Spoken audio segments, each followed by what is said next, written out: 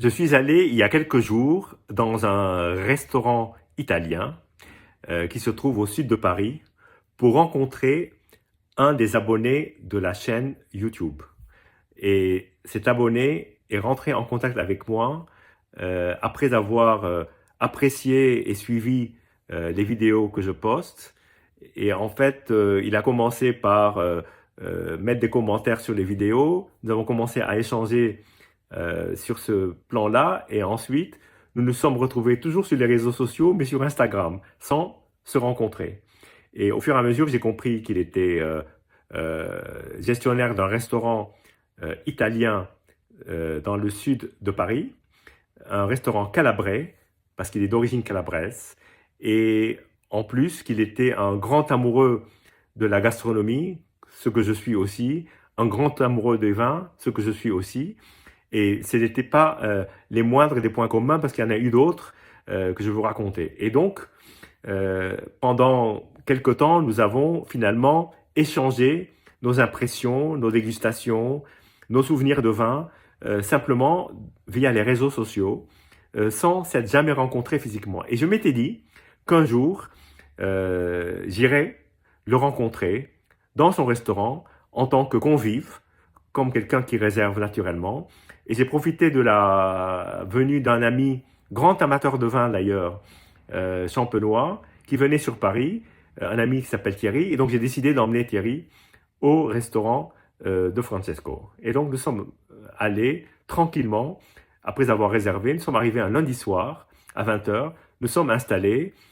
Évidemment, j'ai reconnu Francesco parce que je le voyais via son compte Instagram, et il m'a reconnu évidemment, bien évidemment tout de suite, puisqu'il me voyait, c'est logique, mais on se connaissait déjà, alors qu'on ne s'était jamais rencontrés. Et c'est ça la magie de l'échange finalement via des vidéos qui sont postées de manière publique, mais que chacun peut finalement s'accaparer comme il le souhaite, soit juste les regarder d'ailleurs, comme beaucoup d'entre vous, soit demander à rentrer en contact, ce qui m'a été souvent le cas. Mais là, avec un restaurateur, ça ne m'était jamais arrivé. Donc ce fut une expérience absolument fabuleuse. Alors, nous sommes installés et puis nous avons commencé par une planche de charcuterie, dont un jambon qui est fait par feu son père. Donc il y a une certaine émotion quand même. Mais toute la charcuterie était absolument extraordinaire. Tout ce que nous avons goûté était absolument fabuleux. Et il y avait des produits calabrais, bien entendu, dans l'assiette de charcuterie. Puis, il nous a conseillé ce beau vin du Lazio, qui est une région que je connais pas plus que ça, parce que moi, je m'étais arrêté au blanc du Lazio. J'avais, je pense, peut-être une fois ou deux goûté un vin rouge, mais là, effectivement, j'ai goûté ce vin que j'ai trouvé absolument superbe. Superbe, il nous a accompagnés tout le long du repas. C'est une cuvée 100% Merlot, ce qui pour moi est inhabituel en Italie. Même si j'ai déjà goûté des cuvées toscanes 100% Merlot et parfois des super toscans. Mais là, en l'occurrence, dans le Lazio, je ne savais même pas qu'on cultivait le Merlot. Et ça pouvait donner en fait des vins tellement différents du Merlot français, c'est-à-dire le Merlot français, non pas du Pays d'Oc, mais le Merlot, le grand Merlot de Pomerol et de Saint-Émilion. Là, on est sur un vin qui est extrêmement structuré, très épicé, avec un fruit extrêmement présent. C'est un vin qui est d'un profil que je pourrais absolument pas comparer au Merlot habituel, ni même les Merlots californiens. C'est vraiment à part. Ça prouve bien que le terroir est en fait très différent. On est sur un vin qui ne titre pas très fort, qui est plutôt assez frais en bouche, mais surtout avec beaucoup de matière. Mon ami et moi avons adoré, et j'ai trouvé qu'en particulier, il accompagnait merveilleusement les plats. Et ensuite, euh, bon, comme c'est aussi un pizzaiolo qui réalise, j'avais déjà vu les pizzas qu'il réalisait, j'avais très envie de les goûter, mais aussi un plat de pâtes. Il nous a proposé finalement un repas autour de la truffe, Tuber Melanosporum, parce que c'est la saison de la truffe noire.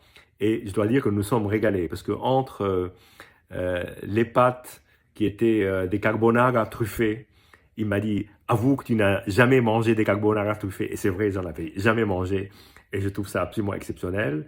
Et puis la pizza truffata aussi, c'était absolument fantastique.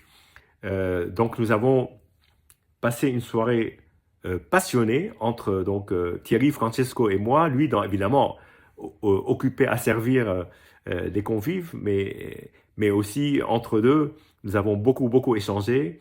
Ce fut un moment énorme, dont je me souviendrai euh, très longtemps, parce que c'est quand même pas tous les jours qu'on rencontre quelqu'un qu'on connaît sans connaître, qu'on apprécie sans l'avoir rencontré physiquement. Donc c'est vraiment une chance extraordinaire de pouvoir venir le voir. D'ailleurs, j'ai d'autres abonnés qui eux sont en province, qui m'ont proposé de venir les voir un jour.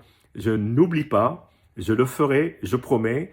J'irai même me déplacer si je peux pour aller les rencontrer. Là, c'était une opportunité extraordinaire puisque nous avons évidemment très bien mangé, nous avons évidemment très bien bu, jusqu'au dessert qui était fantastique, avec un tiramisu absolument monstrueux, et puis une liqueur calabraise que j'ai trouvé incroyablement fruitée et incroyablement épicée, qui est une liqueur qui est réalisée avec 68 épices différentes.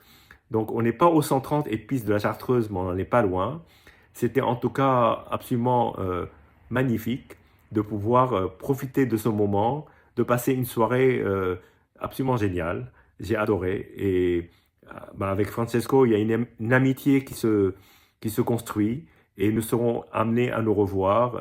Certainement, comme il est quelqu'un de très occupé dans son restaurant, je crois que je le verrai plus facilement chez lui que lui chez moi, mais on ne sait jamais. En tout cas, très belle expérience que je voulais partager avec vous autour du vin, de la gastronomie, et puis finalement de cette chaîne vidéo qui a démarré de manière assez différente de ce qu'on imaginait à l'époque, mais aujourd'hui qui prend forme grâce à vous, et c'est un vrai plaisir.